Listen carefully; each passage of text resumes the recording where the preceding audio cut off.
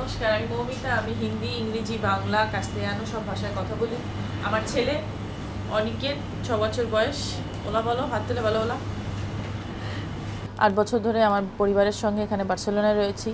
আমার বাচ্চারা ইংরেজি, বাংলা, কাস্তেয়ানো, হিন্দি, নেপালি, তাদের বন্ধুবান্ধবের মাধ্যমে অল্প কিছু ফিলিপিনো সব শিখেছে।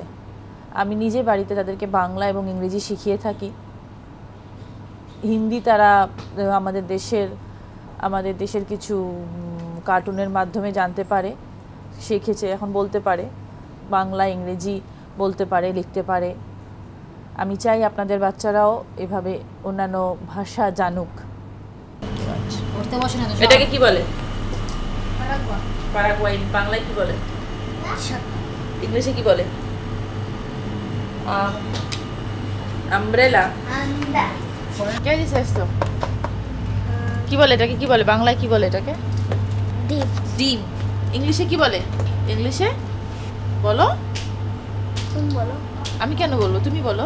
এগ কি বলে? এগস। ভাষার প্রয়োজনীয়তা।